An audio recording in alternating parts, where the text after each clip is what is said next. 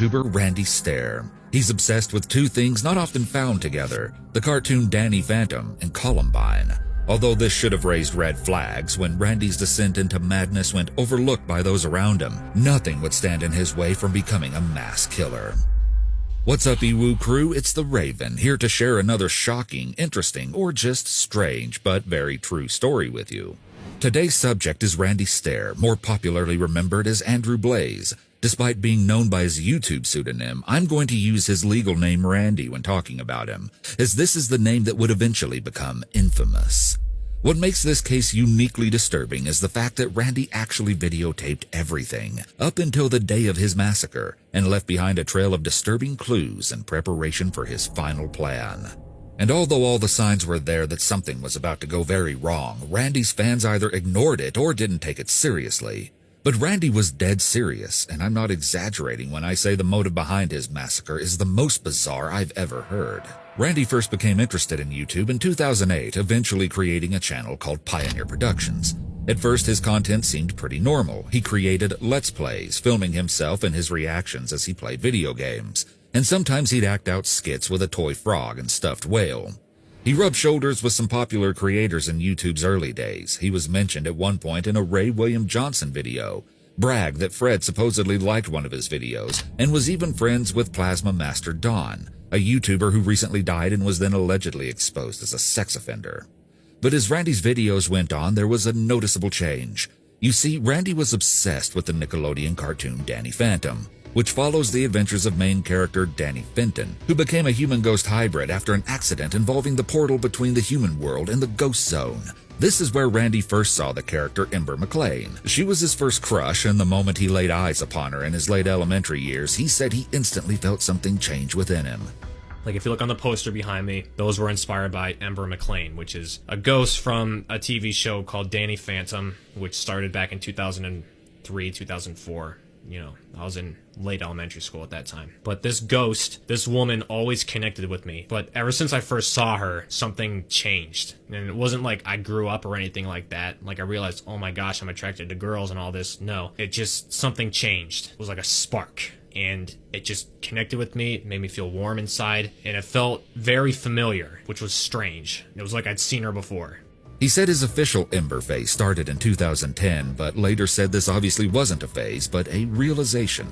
As Randy fell down the rabbit hole of this infatuation, he created his own spin-off characters, also known as OCs, original characters, along with his own animated series based on the show. This series was called Ember's Ghost Squad, obviously inspired by Ember McLean. Randy was so invested in his animated series that he had stickers of his fictional characters on his car. What started out as a seemingly innocent partaking of a fandom was about to turn into something far more disturbing. But in hindsight, perhaps the signs of Randy's dark side were evident in his early years. As a child, Randy was described as shy. He desperately wanted friends and began struggling with thoughts of death in elementary school, fantasizing that he'd board a plane and it would crash, so it would be an insta-death. Death was even a reoccurring theme in the games Randy would play as a child, making the childhood videos he'd upload all the more eerie to look back on. So why don't you?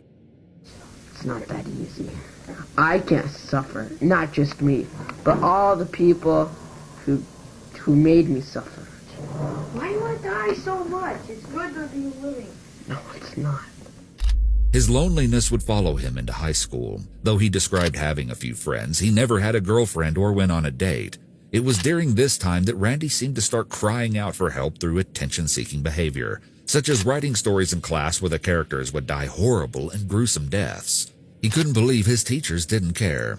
I must have wrote like 4 or 5 stories where the character got killed at the end, and I actually turned these in as assignments, and I never got like any like weird looks from the teacher or anything. She was a nice teacher and everything, really great. Yeah, the teacher never like felt concerned or anything. I just remember not getting any feedback in terms of that, so I don't know what she was thinking, but... Soon enough, Randy started investing more time into Pioneer Productions, and it wasn't long before YouTube became his passion in life.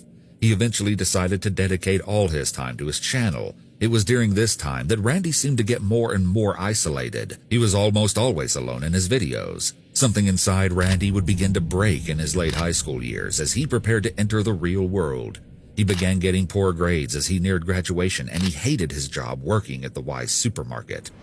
And high school, I was that typical jaded teenager, just don't want to be here, don't want to do anything. I'm bored with my life. I don't know what to do. I don't know where to go. The typical teenage drama you deal with. And having no clue what he wanted to do with his life, he started to go down a dark path, fantasizing about setting himself on fire like the cartoon character Ember and taking his own life. And something would happen to Randy that would change him forever. One of his brother's friends, Tom, died in a car crash. Tom Lynch. He was in my brother's grade. He's a grade below me, but I've had a class with him before and whatnot, so I knew him. And he died on his way to school in the morning. Crashed into a tree. Smashed into a tree. Dead on arrival at the hospital. And that was the first time I got messed up. That messed me up. Though he hadn't known Tom well, he said his death really affected him. His daydreams in class became consumed with either YouTube or death, and his growing fixation on the morbid subject would lead him to start a strange tradition, driving by the location of Tom's death every year on the same day he died.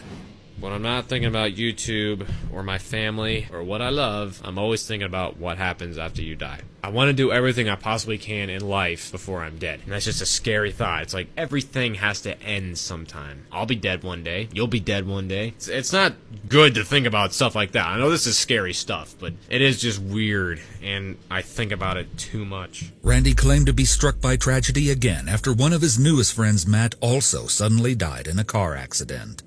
He wrote in his journal, "Tom's death sucked the life out of me. Matt's death killed me."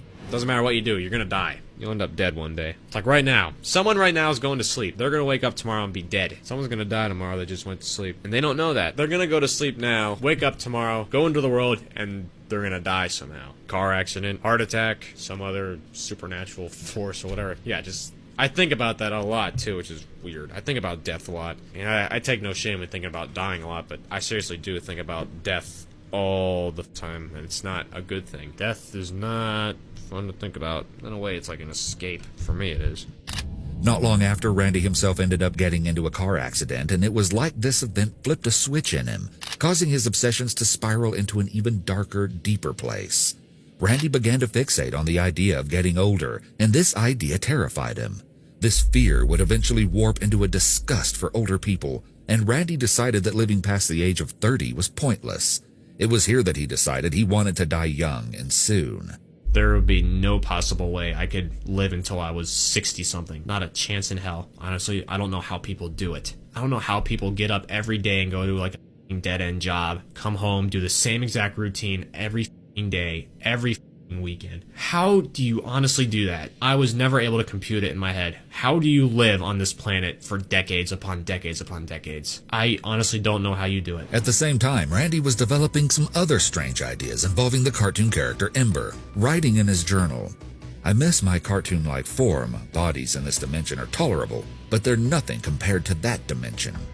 And that's when Ember came back into my life. It was in 2013. That was it. From that point forward, she never left my life again. Ever. He became convinced that after he died, he would return to his true form, a ghost girl just like Ember, and that he'd live on with the fictional characters he'd created in Ember's Ghost Squad, or EGS. This was what Randy called his big realization, that he didn't belong here on Earth. He was actually a ghost girl, and the only way he could return to what he was truly supposed to be was by dying. During this time, he also began struggling with his gender identity, leading him to experiment with wearing bras. I guess what it came down to was I felt like I was like transgender or something. Like I felt like a woman the whole time, which spiritually, I'm a woman. I'm a female soul. But I had to live in a man's body to do what I set out to do. That was my soul contract. That was what I was meant to do.